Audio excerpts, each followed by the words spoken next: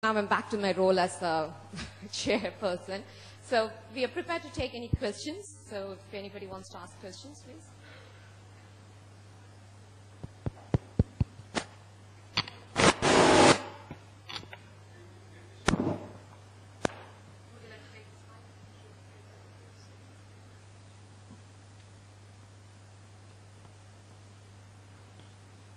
Hello. Yeah, this is J.C. Sharma, Director from BLB Institute of Financial Markets. We are into the stock market education, and we also launched a program with the CBSE, Central Board of Secondary Education, a program in financial market management at 11th and 12th class level. You said that e-learning is a big business opportunity. So some of those areas you not highlighted in terms of the higher education. Sorry, can you repeat that last line again? Yeah, you said that e-learning is a big business opportunity for higher education. Yes. Maybe some highlighting on that area. Okay. Well, a good example would be something like Universitas Global, for example, who provides a number of masters and I think PhD programs as well around the world in collaboration with 20 or more universities.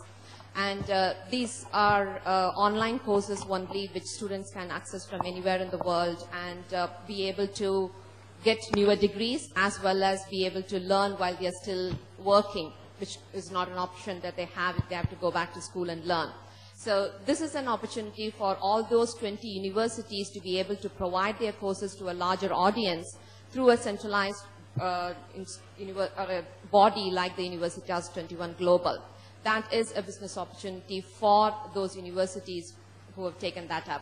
There's a number of other examples, like even the Oxford example that I gave, is for them to be able to use e-learning to be able to reach out to a larger audience base without having to build additional buildings, without having to recruit additional faculty. And we all know that that's becoming very difficult. And like yesterday somebody was saying, that contributes to 90% of the expenditure within institutions.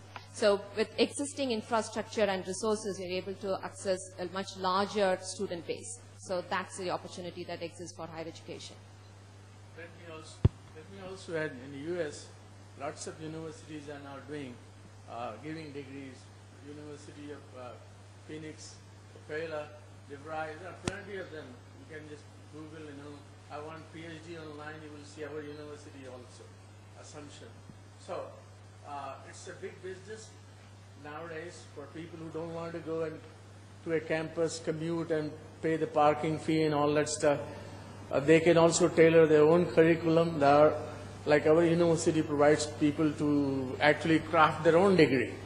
They can pick and choose the elements from the whole thing and you can actually have a degree that's around your own so-called liking or niche that you may actually want to become an expert rather. But it's a big business, as she said, it's a booming business now, $1 billion industry, few $1 billion. And mostly targeting the young people now who are carrying the smart devices. And that's where the challenges lie. Can we create a content that captivates them? Can we also educate them in the process and bring out the best they have in their own personalities? Those are the challenges, but there are lots of opportunities. Just to be able to mention one more thing is, even in the field of stock market education, you would be able to reach out to the mass audience out there in educating about the stock market. I think right now a lot of people wanting to be investing in stock market, so they would like to know the modalities, they would like to know a lot more about it, but may not have the necessary time to be able to come and attend a physical classroom which you could conduct, but can participate online via these courses, so you can reach out to a much larger base and they can come out and learn these as well. My name is Niranjan. I come from Sri Lanka. I'm speaking from a little bit of experiences I have had in Sri Lanka as well as in India recent days and what I hear from other places. Now the subject of e-learning enables, like it kills distance as you said. But don't you think that though we not discuss, there's a large amount of number of people are unable to read and write. And for example, in a country like India where 15 languages and sub-languages about 60. So while we are developing the higher education and advanced stuff for the higher learning, that larger number of people are left aside from the mainstream of learning because they cannot read and write. So how do you think that e-learning can help this major problem we are facing in the world today?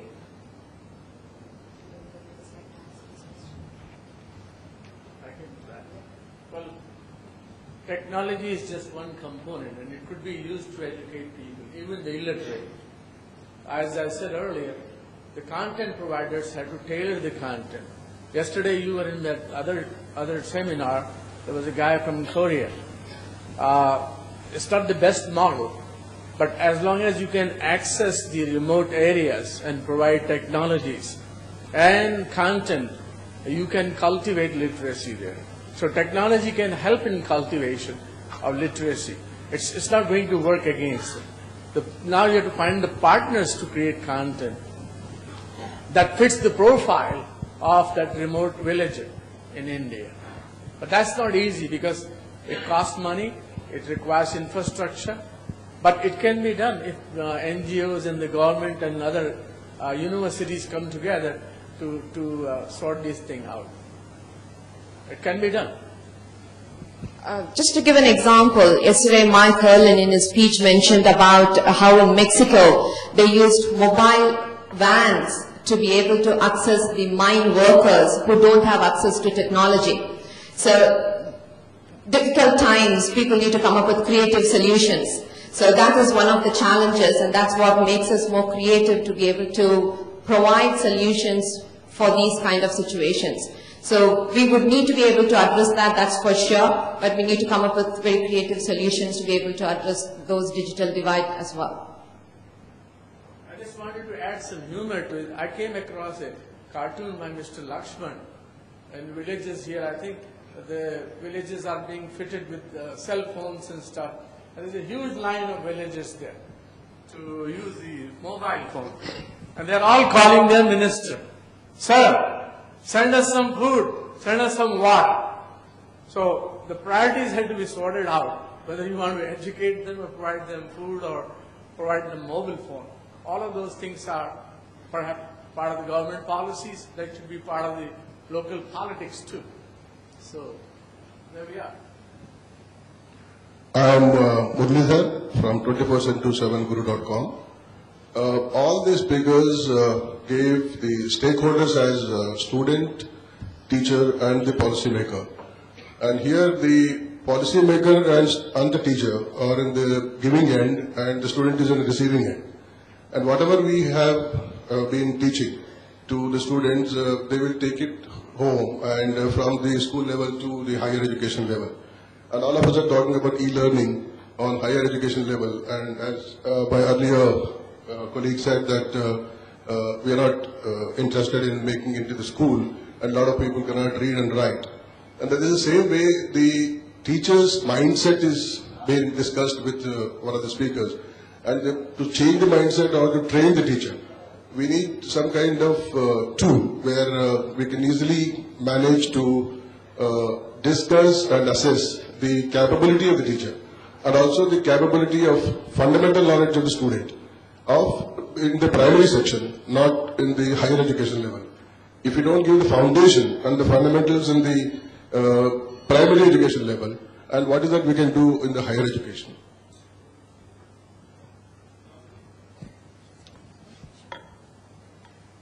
Well, that's